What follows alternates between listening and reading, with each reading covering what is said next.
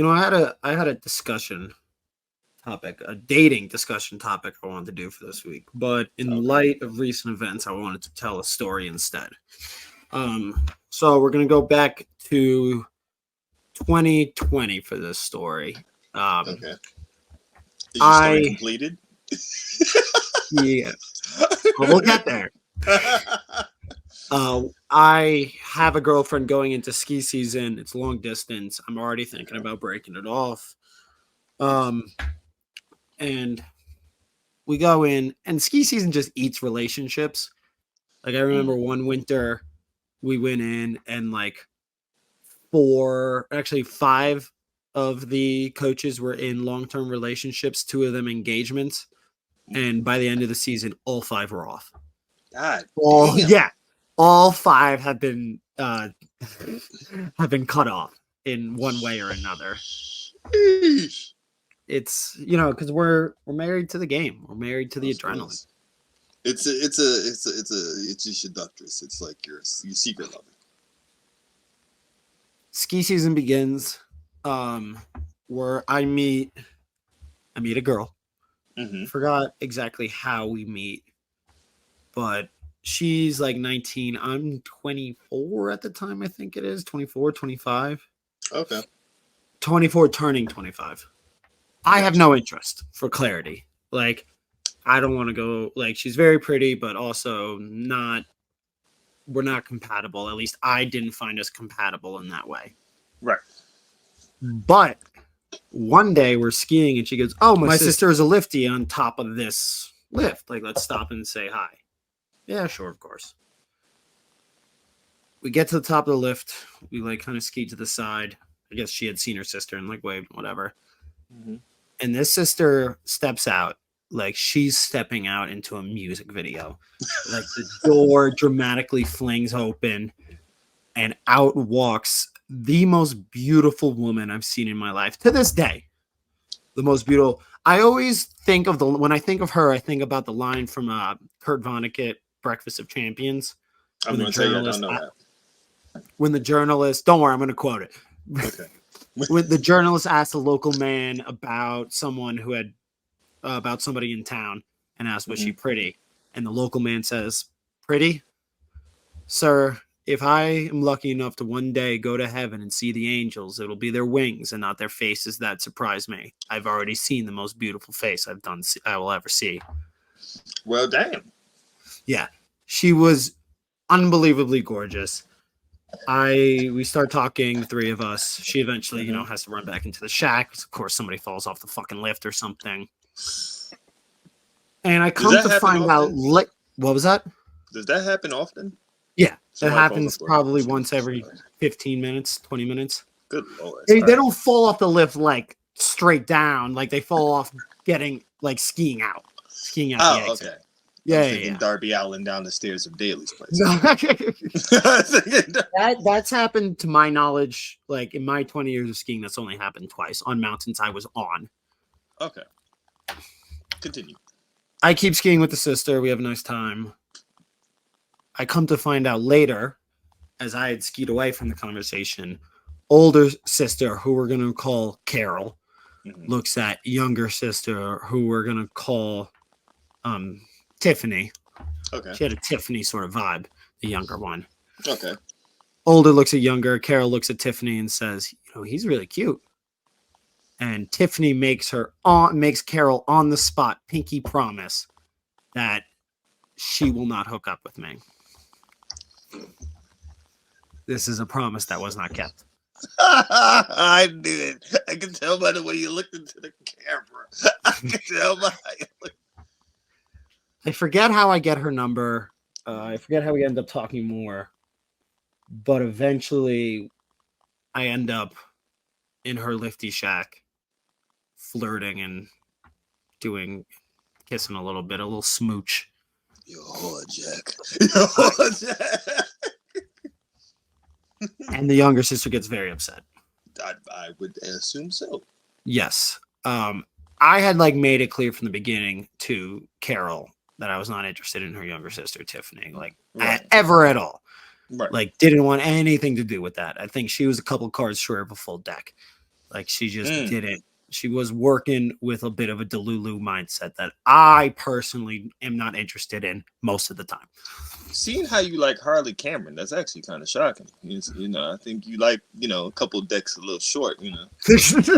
Yeah, Fine and fair. But that's pretend. This is real life. This is IRL. Right. I tell I tell Carol I don't care. Mm-hmm. We start up a bit of a fling. Okay. For clarity, this is after I had broken up with my previous relationship, my long distance. We didn't start until afterwards. I didn't break up with her for her. I didn't break. It just didn't help the situation. Good clarity, and I'm happy you clarified that. I was about to be like, yeah, no, I don't. I will never cheat. I will never cheat. Okay. If anybody cheats on, I have not been cheated on yet. If I did, I think that would be the end of that. I'm pretty sure the end of that. I've been there. I've been cheated on. Do you want to talk about it? I don't know because that person may not even know that I know. Oh, that's some juicy shit right there. Yeah, it was one of those things where she kind of like cheated on me and forced herself on one of my best friends. So it's like one of those. Ooh. Yeah, it's one of those weird things. We don't really. That's all types of ugly. Yeah, but okay. So Carol and you have started up. Yeah. Tiffany's mad. And like, sure, it's the idea of never quit a job until you have your next one lined up. Exactly.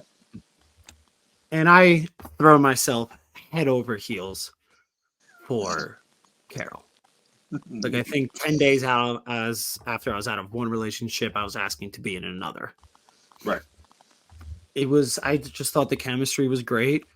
She was beautiful. We had great dinners. We had great dates. We would spend whole days together. Mm-hmm. I wanted, I just wanted to be close. Right. Come to find out, she also just got out of a relationship not too long before I got out of mine with a boy who used to cheat on her. A very handsome, very athletic man who played D1 soccer. I was coming in on the tail end of that. I also took no stock of that. It was a very myopic moment from me. I could not see. You just went in blind shooting like a goddamn Rambo, didn't you? You just went in just like letting the guns of love just flail in the air of just like... 100%. I am the Darby Allin of romance. It's like you're not... I may never win a chip, but like every match I'm in is going to be exciting. Which is wild. Because Darby Allin's won a chip short. 2-3 times. And short. Oh, Lord. I just think of the meme of like the Terminator thing with the guns shooting in the air, but it's just like you with hard eyes shooting love into the air. Hearts out of the guns. Yeah, and you're just like, love me. You're just like... We're together. I don't really hear about, the boyfriend is kind of, or the ex-boyfriend, and goes away. I don't really hear about him much. It was clear, though, there was still some feelings there. She hadn't quite let go of it. I, of course, ignored all of these red flags and warning signs and plowed on, undeterred. And also, I think she enjoyed fucking with her sister. And I was a funny part of that. That's 2 red flags you're distinctly missing. Like, you're deliberately looking at the fact that 1, she's purposely fucking with her sister. And then 2, she's not emotionally moved on from a past relationship from someone who was horrible to her. Correct. I ran right through those red flags like it was the finish line. If you keep moving and you keep trying, they'll go away. They'll just, if you ignore them long enough, they'll go away. You have to think about where you're trying to get to. You have to think about the glory of the possible win, of not the win, because I don't want to, maybe not the win, because I don't want to make it that shallow and simple, but I think you understand. It's not the right word, but it's the word that comes to mind. Do you think of the glory of the achievement of like love? Yes. Like you're thinking about love. You're thinking about the end result. You're not thinking about how we get to the end result. You're not worried about how the fucking stew is getting made. You just want the magical stew at the end. Like you want the Right. final product. You have an idea of how you want your life to go, and you're willing to ignore everything to get there. Yeah, but when you have expired like cilantro that you're gonna throw into the goddamn shit and it's gonna give you fucking stomach poisoning, you might want to, you know. Maybe the cilantro is going to be delicious as you eat it. So you think it's great going down. It's great going down. But guess what? It has to come back out. And when it comes back out, it's not going to be lovely. The sister corners me at a party at one point. Carol and just like Tiffany? Yeah, the younger one. And just reams me out. Ooh. Yeah. It wasn't I was just kind of nodded and got along with it and just kept going. We kept hanging out, kept dating, kept hooking up. I at one point, so I call my grandpa, who he's the last of my grandparents and we're close. Mm-hmm. And I've been calling him more and more. Just, he's getting older. He's gonna be 90 soon. I wanted to talk to him. But this 90-year-old, he raised 6 daughters, including my mom. And so I'm like, let me ask him on advice on these 2 sisters in this situation I'm trying to navigate. I bet you he's seen this many a times. He'll have good advice. I call him, explain the situation. He asked me, there's 2 of them? He said, I'm like, yeah, there's 2 of them. And he goes, you better be careful. They can hold you down and cut off 1 ball apiece. I told my mom's this story. She flat didn't believe me. She's like, no, I've never heard him curse. There's no way he would say that. I'm like, your dad is a fucking Navy man, a former Navy man. He curses like a sailor, quite literally. Like he's the embodiment of that. You. He might just not have cursed around you. Like he curses.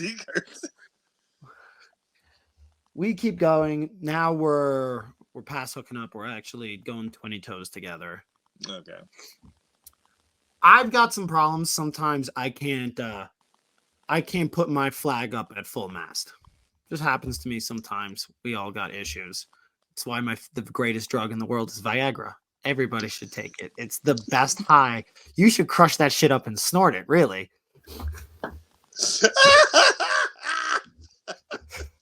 This happens a couple times, and a couple times we actually do manage to make it happen, and it's not great. Of course, I'm fooling myself into thinking it's great, but even I know in the back bowls of my mind, like this, we're not really sexually compatible. Sometimes you can just see it on her face too, and you just don't want to admit it to yourself. That's a tough one. Life's hard, be harder. Well, I guess I couldn't be hard. I wish that was a conversation. I was saying, but when you said be hard, I looked off to this highlight. Might want to take your own advice, too. Take your own advice there.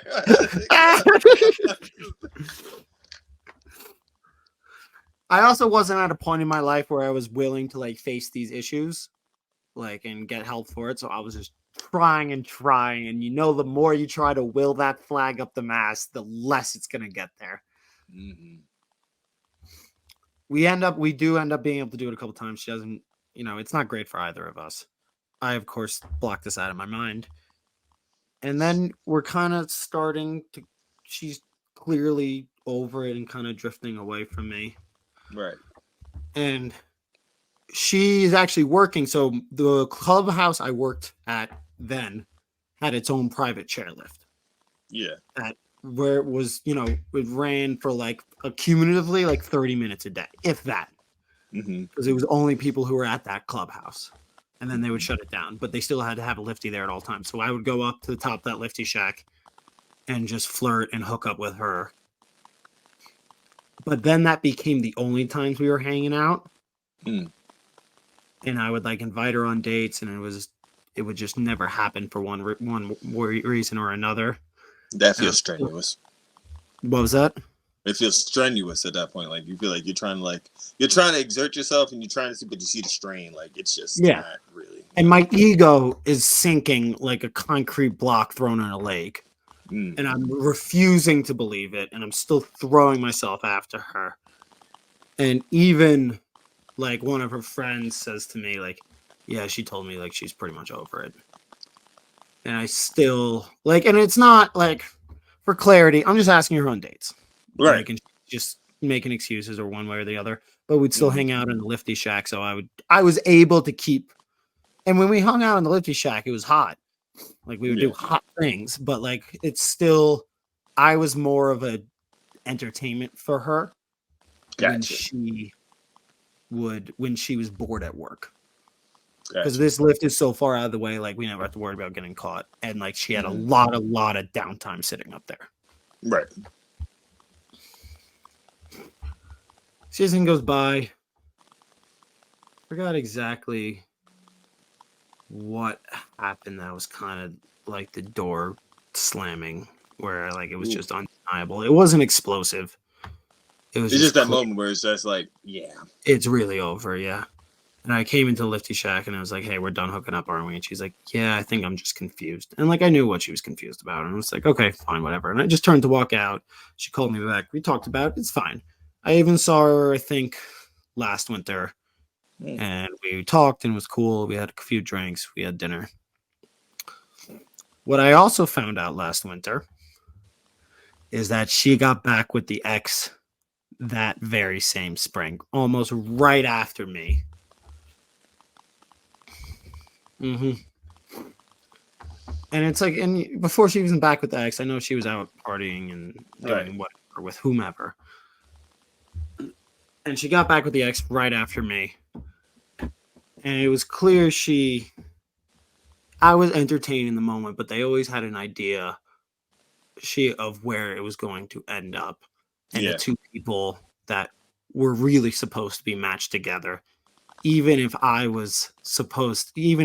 people and friends really thought we would be good together and were hoping and rooting for me. And I tell this story for two reasons. One, I feel like I've told a lot of like, fuck yeah, Jack stories. And I want to make it clear, like, it's not always like that. In fact, oftentimes it's not. The majority of the time it's not. I tell the fun stories because they're exactly that. They're fun. But a lot of times, like, you're in your romantic life, you're gonna lose, for lack of a better word. You're gonna end up making a fool of yourself. Yeah. Like the poem I recited last week. If you're going to be an adventurer, prepare to get lost. If you're going to be a warrior, prepare to get broken. If you're going to be a lover, prepare to be both. Yes. It's going to happen. You're going to delude yourself. You're going to hope for things that aren't there. You're going to be embarrassed. It's going to feel crushing. But there's always it's not a zero-sum game. You can still enjoy the time that you had together, and you could still love the moments you had together. And this whole thing about, oh, you fumbled a baddie or like any sort of bullshit online. Oh, they blew it. That's not true, because it's not blowing it or fumbling a baddie. It just didn't work. And that's fucking life. You're going to be a part of many, many things in life that just don't fucking work for one reason or another. And this one hurts more because it's so intimate, but it's just some shit's not going to work. And that's fine. You didn't fumble a baddie. You just had a relationship that played its course. Yeah. Like maybe you did something that's egregious, which really is a mistake, and you acted out of character, and that's why it didn't work out. But for the most part, it's just two people who did their best, who are trying their best, and for one reason or another, it didn't work out. And you don't have to be embarrassed about failing at love. You have to be embarrassed if you didn't try at all. You are a fucking loser if you go out there and shoot down your boy or shoot down even a fucking stranger who's trying their best to find love, and you shoot them down because it didn't work out eventually. Right. Like you're at home sitting at your phone, your fucking couch. Like you're going to be embarrassed in life, in love, and that is fine. Right. The second reason I tell this story is that even then, I was not cooked as bad as Cody Rhodes was. I knew it. I felt it coming. I heard it when you said I tell this story for 2 weeks. Welcome to Wrestling with Romance. I am one of your co-hosts, Jack Simon. I'm your other co-host, Life 15. That was a perfect setup to lead into that. I was sitting at home a few days ago, and like I said, I had a discussion topic I wanted to bring up for romance this week, and then I was like, this story clicked into my mind and how it all like lines up neatly. I was like, oh, I can't. I have to do this one. And by next week, we could all realize that we all got worked and it was just an angle. So I'm like, let me get in on this now. Let me get to this punchline while getting is good. I don't think it's... Well, we're going to get into it, why I don't think that... I have a lot to just get off my mind with that. But, Jack, how you doing today? How you doing this week? I'm doing grand. I'm kind of a little sick. I like fucked up my hand a bit cooking, and then I slammed it in a door. Mostly just kind of loving the wrestling we're getting right now. I'm loving the in-ring wrestling we're getting, but let me tell you, if there's ever been a story where I said, I've never seen more fuckery and confusion of what the fuck is going on, it's like you have a simple dunk. It's like a fast break. You have a simple fast break. Yeah. You can just go lay it up, dunk it. No. You want to, from the 3-point line, throw it off the backboard to try and catch it, to do a whole bunch of shit, and now you don't know where the ball is. That's what if you, like. I mean, for clarity, we're talking about The Rock allegedly replacing Cody Rhodes for the championship match at WrestleMania. Yes. In case you were living under a wrestling rock. I don't think it's... I don't think... I've had regular people ask me about this. Yeah. Like, I don't think there's a human being that's in the United States of America that possibly hasn't heard this. Like, maybe that's the point, and maybe that's what makes it the right decision. So you want to get into like, now you've elevated Cody Rhodes so that he's in the same conversation as The Rock. See, and I'm going to say one more thing, too. You go. Because I understand, from a storytelling standpoint, I think it's frustrating. And I think and I'm not even going to say any shit about like, oh, well, The Rock has 27 million followers on Instagram. It's not that either. No. I think it is more, I think the contrary evidence I'm going to bring here is better than like just social media interaction. So bear with me for a moment. Go ahead. I was thinking of Jeff Jarrett's, like, if you confuse them, you lose them. And I was like, that's exactly what's going on here. Like, nobody knows if this is a shoot or a work, or if, like, The Rock is Hulk Hogan and politicking, and he used his board seat to get him into the match. And all of a sudden, there's a lot of, like, musical chairs and moving parts and, like, silliness going on backstage that we think is happening but may not be happening. And Jeff Jarrett, if you confuse him, you lose him. And I thought that. But, and this is the truth, more tickets and more money has been spent for WWE WrestleMania and Elimination Chamber than there was before this all happened, as reported by Dave Meltzer. Shout out Davey Boy. So the truth is, it seems like it's fucking working. And we have to accept, like, it may not be working for us, like you and I, but we have to, to be objective, it is working. To this point, before I get into how I feel about the storyline, let me just answer to what you said. Let's do the objective and then we can do the subjective. So, before the Rock thing happened, on WrestleTix, it said there was 1,500 tickets left for both nights. But on grand total, they had sold 50,000 tickets for both nights. So 50,000 for night one, 50,000 for night two. I hate to say this, but guess what? We would probably just move the card a little bit more if you actually started to announce what the fuck the card was. That's all you really had to finish. But we're getting there now. Like, we're still 2 months out. We're getting there. We still have a whole pay-per-view. But here's my thing. Also, the tickets don't really matter for Perth because this country paid WWE to hold the event. They still matter. In this thing. But they matter. But listen. Here's what I'm saying. Having the product, maybe not monetary, but of course it matters. Like how many people are going this is what I'm saying. They already had sold like 40,000 tickets. Let's be honest here. 40,000 tickets We still only have one fucking match announced for that card in 2 weeks. We have two For the matches WrestleMania or Elimination Chamber? for Elimination Chamber. It's in 2 weeks. There are maybe two matches. You only know that Becky's in the Elimination Chamber. We know Rhea versus fucking Nia Jax. That's it. That's it. Here's the other issue. If you do not announce that it's going to be Cody Roman, what the fuck is the other men's chamber going to be? I don't think it's going to be Cody Roman at Elimination Chamber. No, I mean, if you don't announce it for Mania, and it is going to be Cody versus Seth. Like, it's going to be the number one contendership for the World Championship match. But here's my thing. You have to announce that Thursday because you have 2 weeks for that show. Like, I think a lot of shit is going to go down on Thursday. But here's now let's get to the subjective. Fine. Right? This is the stupidest shit I may have seen in recent I don't think it's the stupid. It's certainly not stupid. Let me break it down. Let me break it down. Let me break this down. In one promo, did you see Seth's promo last week? I did. Did you see Roman's promo? I didn't. So you have two of your champions making the other champion look bad. Which is fine from Seth's perspective, because Seth is a babyface talking about a heel. You're supposed to make a heel look crazy. Whatever. Roman basically said, and it's not a lie, it's what we've all thought, but Roman shouldn't have said it on TV, that's the loser belt, and all the people who can't beat me just go and compete for the loser belt.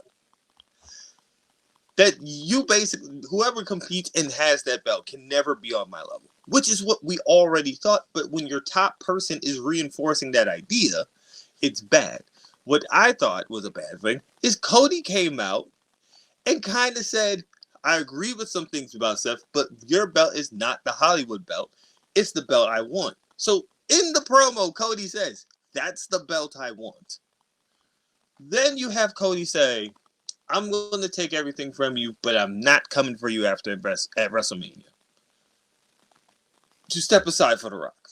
Now, here's why I say it's stupid, because did you watch the post-Rumble WrestleMania press conference?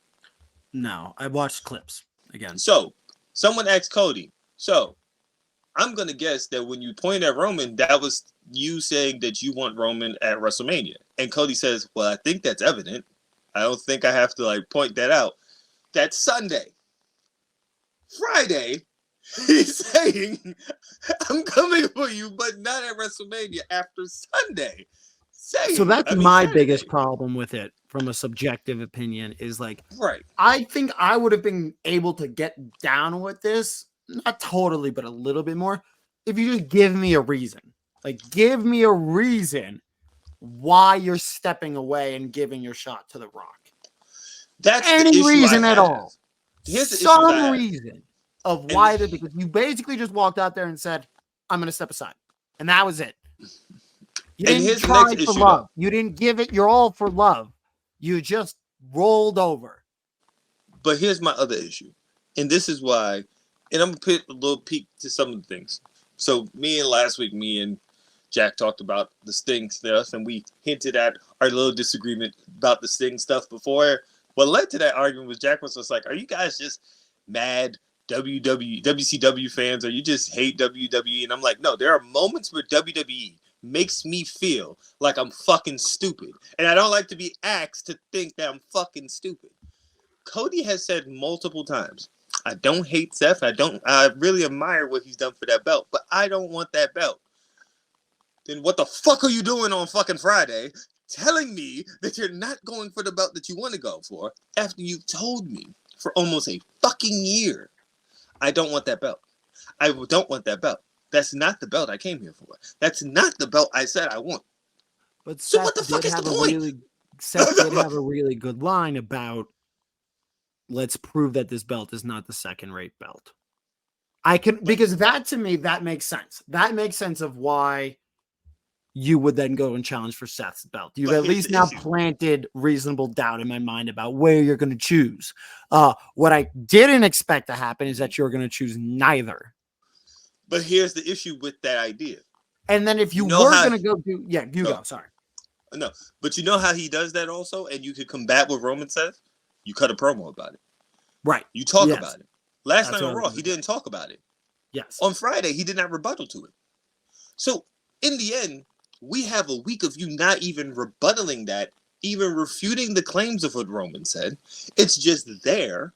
You kind of agreed with it because you said that belt wasn't only held by people who were superstars, it was held by the Bret Harts, the Bruno Sammartinos. So you even confirmed that workhorses have held Roman's belt. So again, you've left Rollins in a weird position. Here's why I have an issue with it, why I call it stupid. Because you left Seth in a weird position. Because Seth's been begging on fucking Twitter for a week like he's goddamn Ray J singing One Wish, trying to get a goddamn title match with you to tell you to give me one more shot. You had Roman make Seth look crazy. You had Roman make Cody look crazy. Because if Cody don't face Roman, it's like he's saying, I'll just wait to do my story when it's right here. Like it's right fucking Okay, but it here. seems like now that this is all an angle and that Cody is going to eventually have his match, because they wouldn't, like, if the first there's reports that all of those, well, not all, but most of the, at least some, especially in NXT where the crowd is a lot more controlled and planted, that the We Want Cody signs were plants and manufactured by WWE. There's reports of that leaking out. Moreover, you wouldn't have had Logan Paul going out, Logan Paul specifically, who has the largest social media following, going out and tweeting hashtag We Want Cody. He has a personal beef. Third, what was that? He has a personal beef with The Rock. Yeah, but still, that shit would have been taken down immediately if it was supposed to be an issue. The WWE has an iron fist when it comes to this sort of shit. So if they had decided we don't want you dissenting, it would have been going away. And finally, the nail in the coffin is Pat McAfee opening up SmackDown or opening up Raw with We Want Cody. Like, so clearly, evidently, this is all part of a larger plan. Which, where's it going? I don't know. But here's the issue I have. What the fuck is the point? You didn't need to do this. You decided to turn left, to swerve left for no reason. Like, here's the thing. Everyone and their mother was already for Cody winning or Cody getting his match. We knew it. We was cool with it. We talked about it last week about how it was just the most logical thing for him to win the Rumble. We legit had this conversation because we said there's no other way for him to get the face Rumble. But everybody's mother didn't know who Cody Rhodes was, and now a lot of them do. And you yourself admitted to that, because I was like, I have people outside of the wrestling bubble hitting me up and being like, what's going on? I'm not saying it's the right move. I'm just saying these are the facts of the matter. Here's what I'm saying. And this is my issue sometimes with WWE and even the thought process. They think too much about people who don't watch wrestling compared to the people who solidly watch their fucking product. I agree wholeheartedly. Because here's the issue. You can lose the faith. Like, you guys, like, they don't have a shit ton of backed up earned faith from their fucking crowd. We've experienced years of them just fucking with us to fuck with us. Sure. Like, remember Becky versus Ronda? Here's Charlotte Flair. I was thinking that a lot. I was thinking about that a lot too. So it's like, you guys have done this before. This doesn't make sense. I don't care if it's just to get a whole bunch of media. I don't give a fuck what it is. To me, basic storytelling is just getting to the point. Let's not make shit convoluted. You're making shit way more convoluted than it needs to be. The best story is A to B. A to B. And to me, okay, you have this. Here's the thing. Like, they're in the moment where they have to dig up. You basically have to be like, dig up stupid, because you dug a fucking hole. Because it's just like, we have to explain what the whole thing about him and Cody, what Rock and Cody was. What was their agreement? What was their match? What was their agreement to anything? Right. You're now going to have to explain why Cody was willing to step away, and then why he would then come back into the match. And why would he renege? And then on top of that, how do you help Seth Rollins save face with a new belt that's under a year old? Because now that belt, which is supposed to be like looking like a workhorse belt, you've kind of diminished because Roman has basically said, well, that title really ain't shit. And Cody being like, nah, you know what? I switched my mind. I'm going to go back and chase that belt. It doesn't help Rollins. Like, Well, I don't think Cody's ever going to challenge for that Rollins belt. I don't think that's the next step. They're going to have. I think they're going to put it on Sammy. That's just my opinion. I think they're going to do an Elimination Chamber match for the number one contendership. Sammy's going to win that match, and then Sammy's going to go on and win the championship. Big baby face. Ha ha ha ha ha. Sami Zayn gets his comeuppance. Finally has it. Go, Sammy. So let me ask you. And Seth and Sammy are going to have a fucking barn burner. And then everybody will love that belt again. But here's the issue I'm having. Cody said he's not facing Roman at WrestleMania. We can't forget that is the major part of this. The crux But he's going to. How do we get there? I know. I'm saying I don't know. I said that earlier. It's like, I don't know. But I think it is obvious now. Like the other nail in the coffin, which I have 2 nails in the coffin now that I've said that fucking adage twice. Meltzer said he could never find a reason why they would have Cody win the Rumble. Which one day we do need to talk about my feelings on Dave Meltzer, because I think everybody should just leave Dave Meltzer alone, and he does a fantastic job, and he's a pretty incredible human being who has cataloged professional wrestling in a way that we all should be thankful of. And I think usually, not all the time, but usually he's more right than he is wrong in a business that is literally built upon deceit and smokescreen. Yes. And the fact that he couldn't find a reason, that not one person could cough up a reason about why Cody would win the Royal Rumble and then give up his spot, tells me that Cody really is going to use that Rumble victory to cash in his title shot at Mania. That all is still happening. It's just, again, how are they going to get there? You've opened Pandora's box already, though.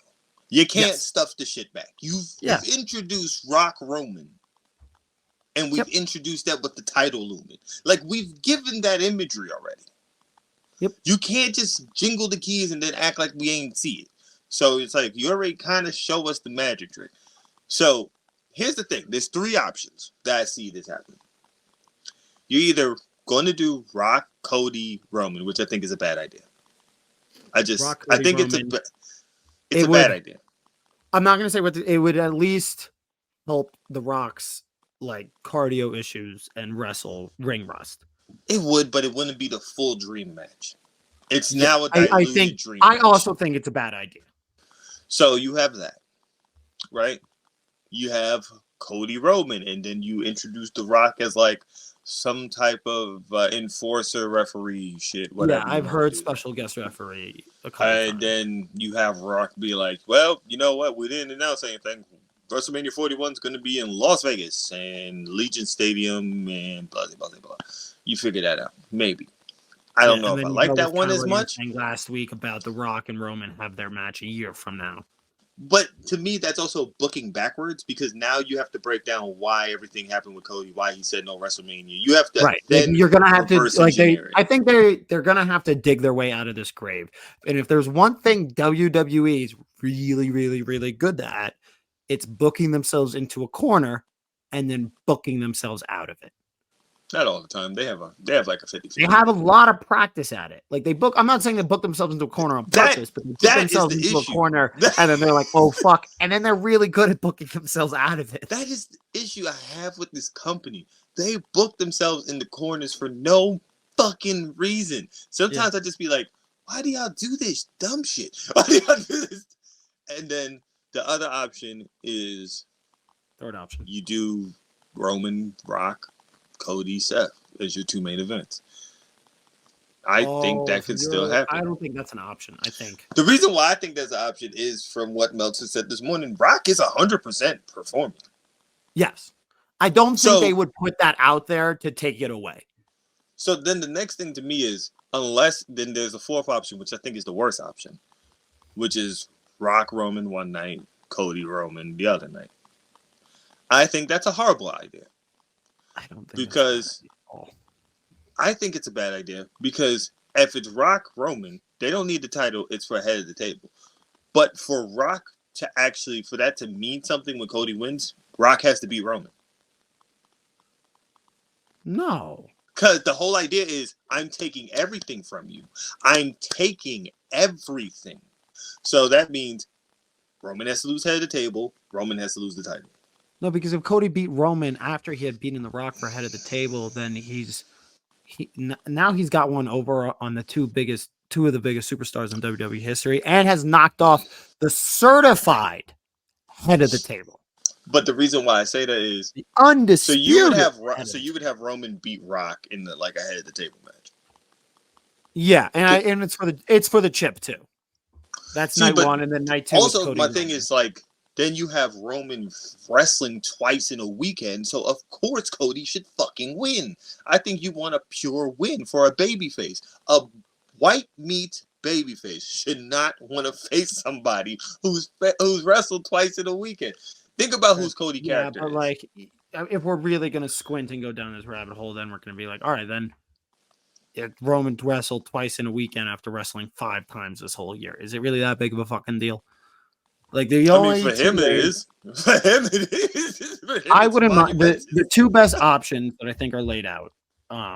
Is that one of Rock Roman night 1 and Cody Roman night 2. Roman beats Rock, and then Cody beats Roman. Then the other option would be Cody versus Roman. And I think that one is actually a lot more. Hang on. I mean, Roman versus Cody. Rock is special guest referee.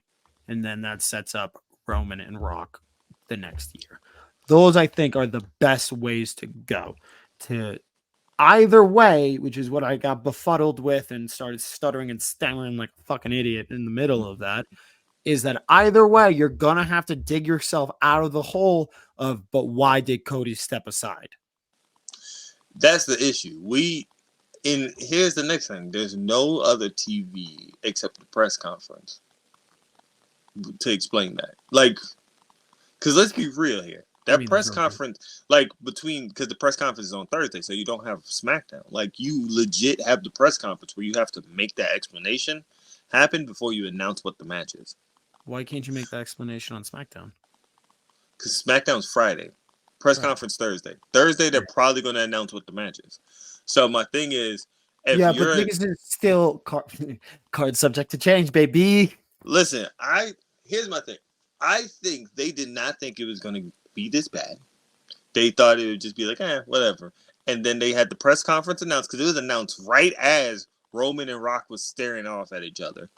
And it was just like, all right, cool, we're going to announce this and move on. Because from what I'm hearing, this isn't a Triple H decision. I think it would appear that this isn't his decision; it's the higher ups' decision. But that's also part of like the smokescreen of it all that's clearly going on, and how we're all like, they're trying to fucking, it would make sense. They're working overtime to work us. But then that's the issue. Maybe is the right thing to do when you have fans who are this smart in this era. No, just at least then we can buy into the story more. No, or maybe it's not. Maybe it's not because it's annoying and frustrating, and we would just like to get the victory. But they did have to think of a way to keep it interesting for the next 2 months leading into Mania. Let me explain something to you, Jack. You remember you asked me what's my issues with this company, right? Jack, how old were you in 2013? In 2013, yes, I was. Damn, I was 16, 17. Okay, cool. Remember the hot potato of Daniel Bryan and everything after he finally beat John That I think is different. Hold on. No. Listen to me. Let me finish these thoughts. Fine. Okay. So, we had Daniel Bryan win. You do the cash-in. Cool. I'm okay with the cash-in. Lo and behold, I might be one of the few people. I'm not mad at Randy Orton cashing in and how the Authority started. Everything else from between that to motherfucking WrestleMania 30 is one of the most annoying fucking things I've ever experienced in my goddamn life. Because there's no reason to hot potato it. You tried to put the Yes Movement on the motherfucking Big Show. On top of that, you didn't put Daniel Bryan in the goddamn Rumble for some goddamn reason. Almost fucking crushed Rey Mysterio's career in America. And then you You fucking came up with this decision for the Batista. You thought Batista, Randy Orton at WrestleMania. Don't matter how much Road Dogg's fucking ass wants to tell you it's different. They thought that shit was going to be the perfect main event for the 30th when you have the hottest babyface. Let me give you a year earlier. Listen, I get it. You're a John Cena fan, but I want you to understand from my perspective, as someone that was 22, 23 years old, going to WrestleMania 29, I've never hated a main event more. I've never been more mad at a main event at a show I've been at. Because you know what? I already seen the better version of the match live the year before when it was once in a goddamn fucking lifetime. And Listen, then I don't like that either. Just for clarity. For clarity, Like I get it. But then you took it away from your hot champ of CM Punk when it should have fucking been CM Punk versus John fucking Cena at WrestleMania. Yep. This company does some of the most ass backward shit and then will tell us, well, yeah, that was part of the plan. Go fuck yourself. Go fuck yourself. Fair. And I think also Daniel Bryan, I think, was an example of them booking themselves into a corner and then booking themselves out of it brilliantly. I do not think it was the plan from the beginning. I think I think certain things is like obvious that they were trying to like do a whole holding him back thing. But from the beginning, through the Rumble, I would say, all the way up to and through the Rumble, it was not on fucking purpose. No. And also, let me get this out there. Because we're 40-something minutes into the podcast. I'm actually not mad about this. I'm not mad about the Cody Rhodes thing. My thing is this. I like to see the world burn some days. Sometimes I like to kick my feet up and just laugh.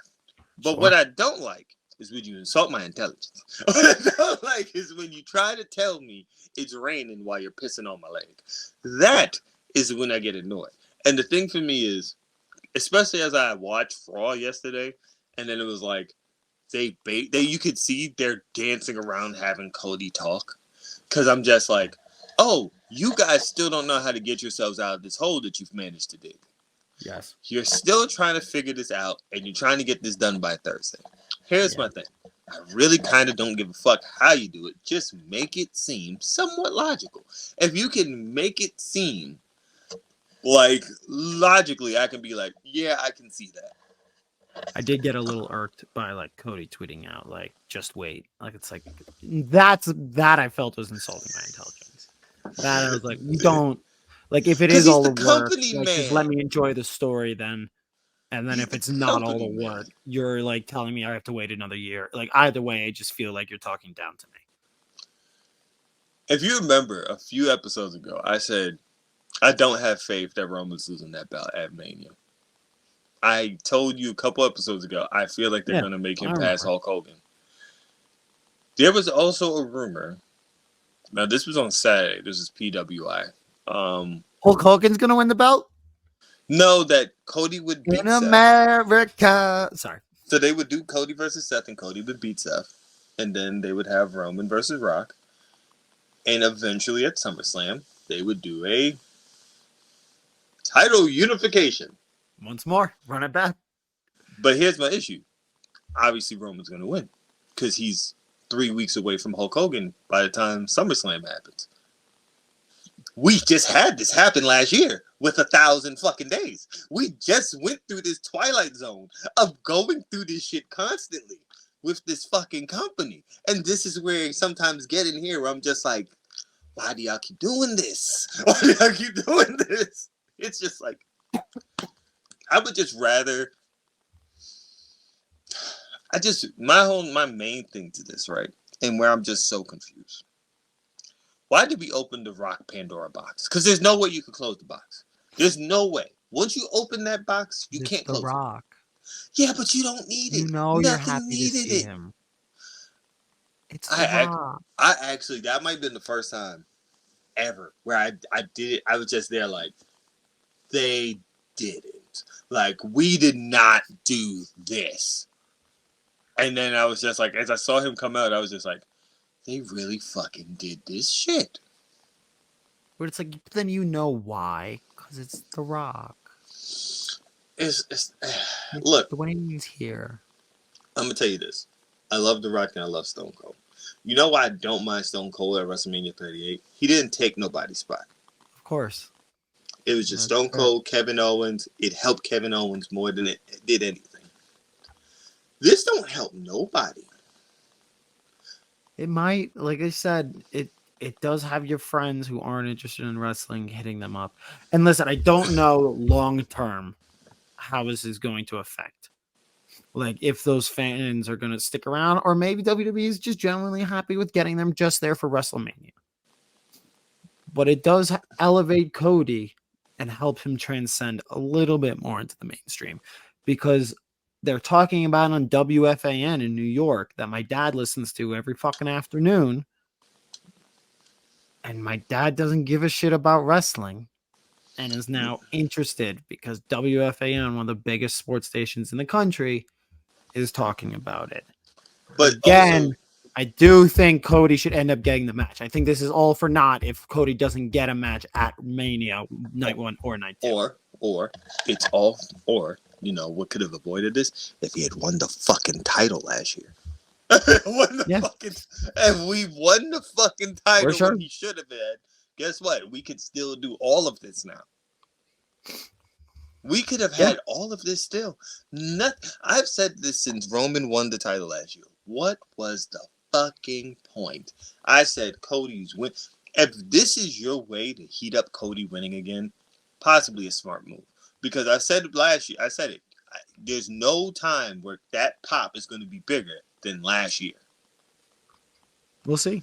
Now, if you're doing it as this, like, oh, we're taking the main event from him, and then that gets more people excited for it, cool. That's a smart move. But also kind of stupid. We'll see. Yeah. Let's I hear we got a fan booking of their own promotion. Yes, we absolutely do. Got to give the credits to the homie Vicente, who's always been a part of he's pretty much like the third part of the show. I was going to say the unofficial third member. Yes. So if you guys remember, Mabel, the third man is Vicente. If you guys remember, we did Iron Booking a couple episodes ago where we booked our own promotion. So he actually did his own Iron Booking. He actually has his own roster. He gave us his first 3 episodes, and I wanted to make sure to share it because I thought they were really fucking good. So, for his draft of roster, he has Matt Cardona, Nick Nemeth, Danny Limelight, great, Charles Mason. Okay, so he's picking people that we even picked. Yes, he's not cool. Yeah, totally. Just understanding the parameters, the boundaries here. He has Daga, great, Dante Leon. I don't know him that well or at all. Oh wait, this might actually be his old list. Give me 1 second. Let me just double check because he may have actually switched up his list. Let me just double check. Because mind you, I have so many things that he said to me. I was just like, holy shit. His old list? So he had switched his list He had switched his roster once. Okay, no, same people. So the Calvin Tankman and Ninja Mac. For the women, he has Steph De Lauder, Ultraviolet, Dana Brooke, Miranda Elise. I think I said her name right. I know I'm not going to pronounce his first name right because it's Japanese. Yanagi. I want to say that's the last name. Just do your best. Everybody knows you're doing your best. Sayaka Yanagi. I might have messed that up. Yeah. I don't know who that is. Technically, you should have taken advantage and picked up Kazuchika Okada. Well, this was set before Okada was. We found out Okada was. Yeah. So, Shaza McKenzie, Burt Vixen, and Ashley D'Ambrose. So he had set up like 3 episodes that he had here, and pretty much, I kind of want to say one thing I like is it kind of feels like it is a mixture of what's going on with HOG, but also it doesn't. Like it feels like it's its own thing. He also has on commentary. He has Leva Bates and Brian XL. Awesome. Yes. So he said episode 1 opens with Bates and XL welcome everybody to his organization is Style Wars Pro. which I like as a title. He says, before they can say anything else, they're interrupted by Matt Cardona and Steph De Lauder. Matt Cardona looks at Brian XL saying, I guess that dump HOG is in trouble if you're here. Hurtful. I feel like I felt like you would love that as a kickoff. Then proceeds to smack the mic out Brian XL's hand and breaks his glasses and face palms him to get the heck out the ring. XL reluctantly leaves with Bates, telling him it ain't worth it, etc., etc. Cardona cuts a promo about how he's doing the promotion a favor, signing here, and can't wait to add another belt to his collection. Basically what Cardona's been doing on the Indies. I'm most excited about Leva Bates.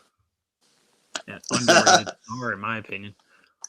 Steph De Lauder smiles and says she's looking to start her collection as well, and she leaves. Back to commentary table where you have Bates and Brian XL finishing the intro and announces 2 men and 2 women fatal 4-ways with the winner going on to face each other at our first Star Wars pay-per-view event titled On Site to crown the Star Wars Pro Champion, Men's Pro Champion and Women's Champion. And how we're kicking it off is they're going to start off the show with the fatal 4-way. So he did actually make 2 changes. Okay. He had Alpha Wolf. Have you ever heard of Alpha Wolf from Noah? Oh, yes, I have actually. So he did switch out. Yes, he switched out somebody for Alpha Wolf. I forgot who he switched it out for. I have to go back in my text to look at it. It's okay. The world will go on. It will stay on its axis. Hold on. Give me 1 second. Okay, so first match is Cardona versus Daga versus Calvin Tankman versus Alpha Wolf in a fatal 4-way. Tankman dominates to begin the match, just manhandling the other 3. Finish comes when Tankman hits Daga with his finish, only to be kicked in the head by Cardona, and Cardona steals the win. Basically, Cardona being the very shit-eating heel that he be, punk ass heel that he be doing. Exactly. Cardona smirks at Brian XL as he leaves. XL then leaves the commentary table, visibly angry, while Bates continues to do the play-by-play for the next solo man match. The next man match is... I really have to find the list where he switched the character. Where he switched his wrestlers. He is Victor Benjamin versus the HOG Jobber. I do not know Victor Benjamin. Do you know Victor Benjamin? No. This might be someone he just knows way better than me. Says he wins it in a matter of seconds with a flying knee, then goes to hit some elbow strikes, and the ref stops it as it's just a KO victory, which is something you don't see in wrestling often. Did Loki change his name? He knows Loki. Is he trying to go incognito? Is Loki trying to go incognito, or is Vicente trying to get away with something here? We're not going to figure out that a KO victory followed by shoot elbows isn't Loki. And trust me, if he wanted to make it Loki, he would make it Loki. Plus his art. Love that. He says they cut to a video where an inaudible footage of Brian XL speaking on the phone, and then you see him returning to the table, apologizing to Bates for leaving her all by herself on commentary. The next match is a women's fatal 4-way with Shaza McKenzie, Miranda De Lauder, and Unagi. I want to say Unagi because I do not know this name. He says, basically, he has it where you have De Lauder and Elise both getting double choke slammed onto Shaza. There's a few different spots he has here. Shaza getting put through a table. Finish comes with De Lauder booting Unagi and hitting her with the finish on Shaza, to be only hit by Elise with a shining wizard for Elise to get the victory. So as she's going for the after she's hit her finish, she's sitting up and Elise hits her with a shining wizard for the victory to seal it. At the end, we see footage of Cardona leaving the venue, and then he's assaulted by 2 unknown individuals who then proceed to take his title, shoes, and wallet. So basically, he gets assaulted as he's leaving, and he's robbed. Something about Matt Cardona getting like jumped in the Bronx that really hits for me. All we get are from these individuals is the sounds of them laughing and one yelling "fucking bozo," and that's how they end. One of them's got to have a Yankee cap pulled low. Well, you can't see their faces, so they're all the way covered up. So it's Right. like, well, all the way down. How about a Yankee baklava? A Yankee baklava is hilarious. Okay.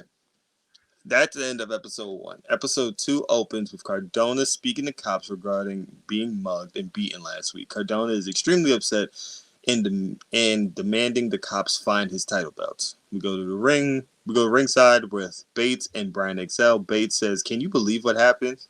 And Brian XL is like, "Yeah. Wow, that's crazy," with a little smirk on his face. Damn, that's crazy. I think it's damn, that's crazy on commentary is diabolical. They proceed to speak on tonight's episode, which will feature the second women's fatal 4-way in our main event, and winner will go on to face Miranda Elise for the women's title at the pay-per-view. In the first man's match, you have Dragon Bane. So he put Dragon Bane and Alpha Wolf together, so he switched it out for the tag team to be on. All right. Yeah. So versus Richard Holiday. Commentators mentioned how Dragon Bane. I don't know much about him. I just know who he is. Commentators mentioned how Dragon Bane demanded a rematch after the way Holiday won the last match they ever had. Another great match. Dragon Bane. He's a poor man's MJF. Oh, okay. Cool. Yeah. Dragon Bane gets the W, and Dragon Bane gets the W when he reverses Holiday's finish into a pin. Holiday's pissed, throws a tantrum, while Dragon Bane is celebrating. Okay. So for the next women's match, because he has a decent amount, he has like 2-3 women's matches. Yeah, he has a couple women's matches here. So for the next match, we have Freya the Slayer versus Shaza McKenzie, a hard fought match. They end up brawling on the outside and both get counted out. After the bell, Freya hits a big boot on Shaza, takes out the table, and proceeds to chokeslam Shaza through the table.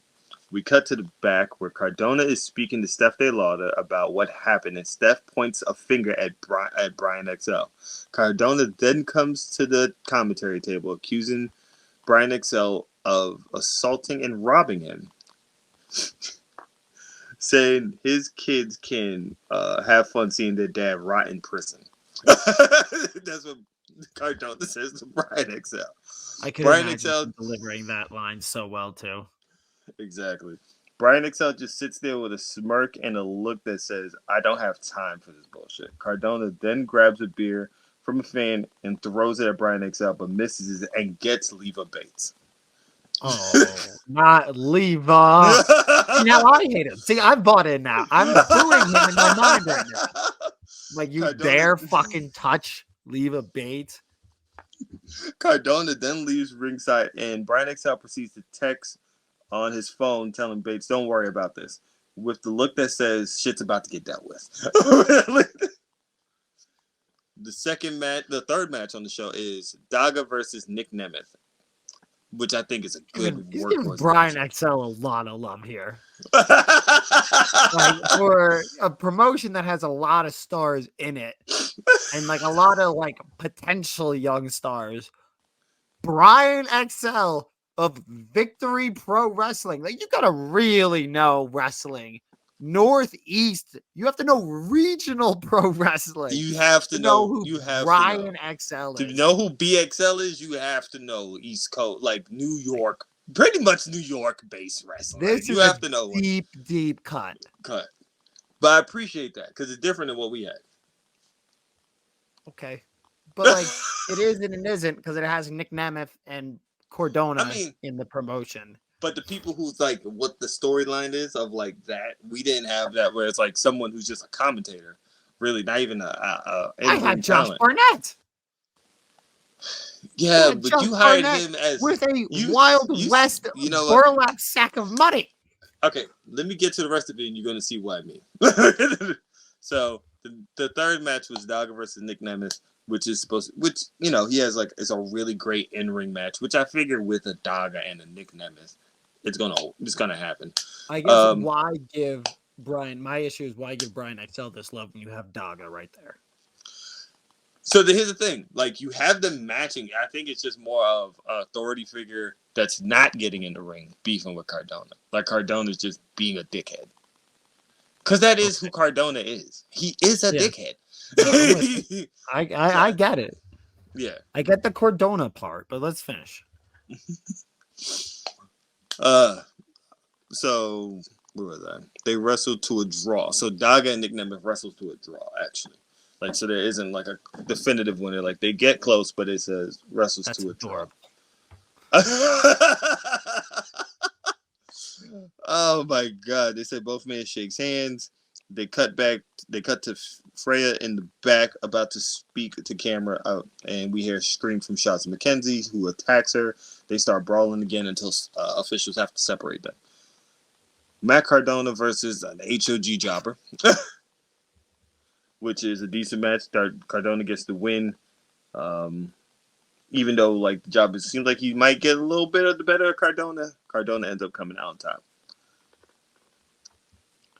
Cardona then looks at BXL and then proceeds to beat on the former HOG talent until officials come to break it off, laughing and flipping off Brian XL while he's being pushed to the back. Which is a very Cardona thing. We cut to a parking lot where we have Freya and Shaza continuing their brawl. Officials and security finally get them separated. Freya choke slam Shaza onto a roof of the car. So then the next match we have is the final match, the main event, which is the Women Fatal 4-Way. To see who else will go on to face on for the title. You have Ultraviolet, Ashley D'Ambrose, Helena Lopez, and that's another person he added to his thing with Dana Brooke. He added Dana Brooke to his roster for the women. Your face. Brian XL and Dana Brooke, superstars.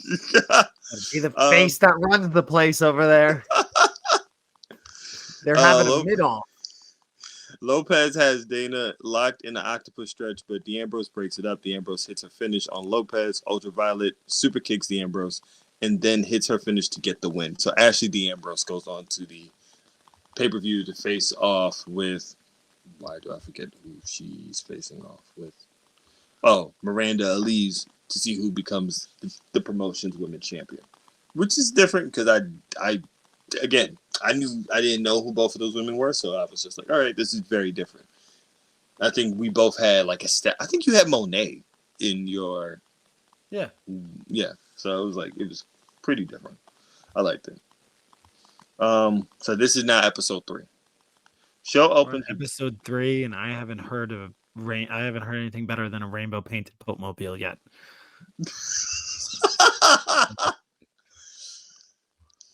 To be if you do hear this, tell me if I've read the wrong first episode, because he rewrote this like twice, so I might have read the first episode wrong. I appreciate your efforts, Vicente. Yes. So Brian, so episode 3 opens with Leva Bates and Brian XL giving a recap of the last show.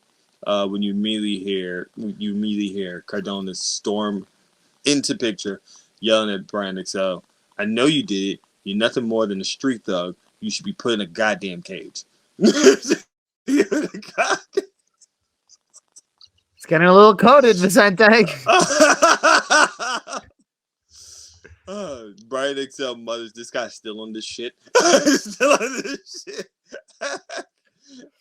But before Cardona could get too close, 2 men jump him, jump the guardrail, and start bringing down start bringing down on Matt Cardona.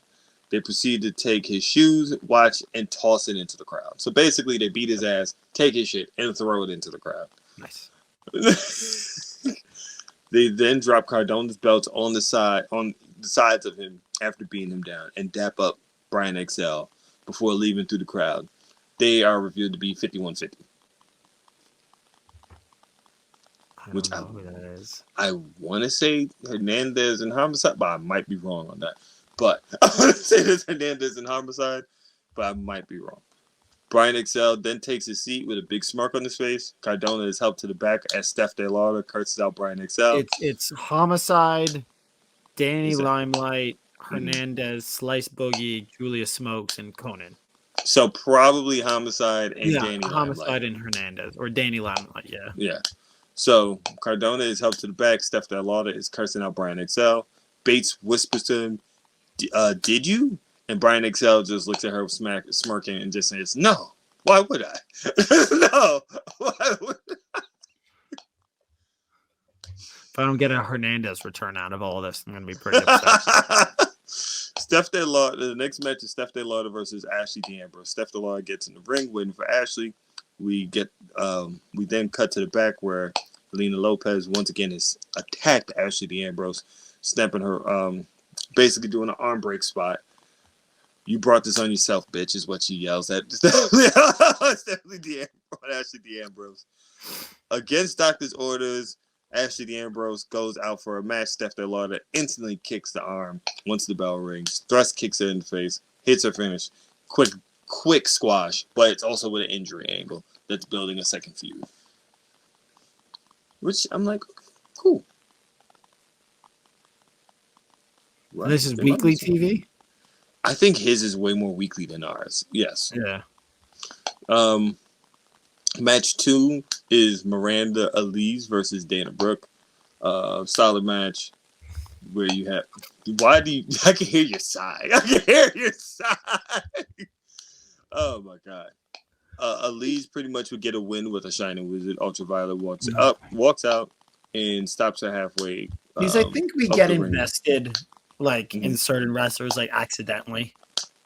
Because there's nothing in Dana Brooke that would make anybody cheer for her. And I do, but she did a good job. She was a very good jobber for WWE for a lot of years. Again, it's not a zero-sum game because somebody's not a superstar doesn't mean they should be looked down upon. But also Agreed. that doesn't mean that she should then she can be transferred to the indies and be good. She's still boring to watch. She's certainly going to be boring to watch when she's carrying a singles match. I will say she's lost both of these matches that she's been in. So it's not like she's being used to be put over other talent. It is she is kind of being used. Yeah. When she has a name right and then she's helping putting other people over. Go Dana Brooke. My god! Shout out Dana Brooke. Like that little Wayne clip when he finds out Gucci Mane is named fourth best rapper ever. It's ain't shit else to say. Shout out Gucci. Every time I say Dana Brooke name, I feel like you say Dana who? Dana, Dana who? Dana Brooke in this economy? Oh my god. The third match she has is Calvin Tankman versus Victor Benjamin. Basically, he's saying this is just a slobber knocker at smacking each other, just trying to knock the shit out of each other type of match. Where Tankman gets the W. They fist bump after the match to show a sign of respect to one another. In the back, you have Ashley D'Ambrose speaking to the doctor about her arm. Lena Lopez slowly approaches. Miranda Elise steps in saying, enough of this shit. No more attacking people from behind. Ultraviolet then steps in and attacks Elise, and they end up having a brawl in the goddamn doctor's office. Which I'm down for. Right. His promotion sound like it's just violence. It's just violence happening all the time. Violence and Dana Brooke. Yes. You so hate her. You so hate her. It's not a hater because, like I said, Dana Brooke had an admirable WWE career. Yeah. But maybe not everybody is meant to be a professional wrestler. It's okay. Oh god. All right. For the main event, you have Nemeth versus Dragonbane versus Holiday versus Victor, which I think is a pretty good mixture of talent there. You have a couple highlights, which is Victor catching Dragonbane in midair with a flying knee. Dragonbane performing a super hurricanrana on Nemeth to the outside of the ring. onto Victor and Holiday. Finish comes when Holiday hits Dragonbane with his finisher off the middle turnbuckle. Benjamin breaks up the pin, gets super kicked by Nemeth, who proceeds to get hit with a jumping neckbreaker by Holiday. Holiday gets the win. So Holiday moves on for the title match. So you have Holiday versus Cardona. Okay. I believe. I want to say yes. He'll tell me if I'm wrong. He'll tell me if I'm wrong. You're getting like, I mean, the thing is, you're getting two very similar wrestlers. I don't know much about Rich Holiday, so I will tell you I can't tell you. Tell you it's not good. You don't think it's good? I don't think Richard Holiday and Matt Cardona are having a great matchup. That's not something I'm shelling out money for. Well, Vicente, when you hear this, you tell me if I've butchered your booking. Please let me know. I'm sorry if I did. And you can also tell Jack what you think of his takes on your booking. It's not fact. No. It's just because I'm willing to give Dana Brooke a shot, especially Impact. Like, she's in Impact right now, and I'm up for that to see how that goes. I think Impact will do her a world of good. Yeah, I mean, I got an idea. Let's sign Kona Reeves next. Let's put him out there. You ain't gotta do that. Why you do that? Why you do that? Why you go there? Why you had to go there? Like, we was here, and then you just like, let me go to hell. Like, you're like, let me go to hell. You're like, let me go to hell. Kona Reeves is just, it's nothing redeeming. One of the great NXT failures. Yeah. Like one of those that just never got off the ground. It wasn't good. Wasn't good. He had nothing. It's just what? Nothing. Nothing to give. Like, I thought about it. Like, I was trying to find something redeeming. I was just like, nothing. Just nothing. Not a thing. It's like a vacuum of all interest. As soon as he came out, and it was during a really hot period of NXT too. Yeah, like, you know how bad you got to be bad during the hot time. Yeah, I can't wait till he shows up in Vicente's promotion next week. But that's why you can't say Dana Brooke, because I'll give Dana Brooke this. At least her first match, at least like she was part of Asuka's first match, and it wasn't like the worst thing in the fucking world. Yeah, you know what? That's fair. Like, it wasn't the worst thing in the fucking world. Like, it was actually like, oh, you know what? I love Asuka. That match made me be like, I didn't know who Asuka was like that. I didn't know Kana. Shout out the girl, Dana Brooke. Wrap it up. Oh, God. Guys, thank you for listening between me and Jack's ridiculousness. I do. So we didn't get to his pay-per-view. But no, he has to send me more episodes. All right, yeah, because I do want to hear his pay-per-view. Yes, so I think he still has like 3 more episodes. I'm gonna tell him to send me them to listen to his episode. Send it to me. But yeah, and if you got your own, send them in. Maybe we'll read them out on air. For sure, we will definitely. If we have the time and we can make it happen, we will make it happen. I will be mean until somebody gets an idea better than rainbow-colored Pope-mobile. I want that. I will tell you something. I had sent somebody who listens to the show. I have a friend who sent me random wrestling clips, and there's like Mexican junkyard deathmatch. I don't know if it's deathmatch. 23. Right. And they sent it to me. And I sent it to somebody, and it was like, this is what I think Bonkers Pro Wrestling would look like if it was a real thing. Like, it would just... Yeah. That's what I thought. Right. And I just always wanted the clarification. Did it come from there? No. Okay. Like, the idea... Like, you can't replicate... If you know what I'm talking about, Zona 23, you're going to understand, like, you can't replicate Zona 23. If you don't know what I'm talking about, go YouTube Zona 23 clips. It's a Mexican deathmatch promotion, and it is nuts. It can't be replicated because it can't be redeemed. Like, there's nothing going on here except gratuitous, grotesque violence for violence sake. I really love it. And there's like, I'm ridiculous. there's only one of them in the world, and I think it's a good thing. There's only one of them in the world. I don't think you could do multiple of those. No. Not So send yours in. We'll love reading them out and critiquing them and talking about it and seeing what we love and seeing what we hate. I'm Jack Simon. You can check me out on jacksimonmakes.com. Jack.Simon across all social media platforms.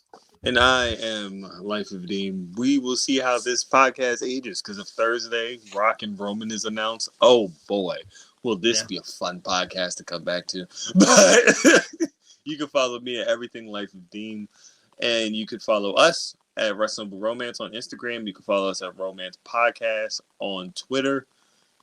And yeah, that's it. Doses. We out.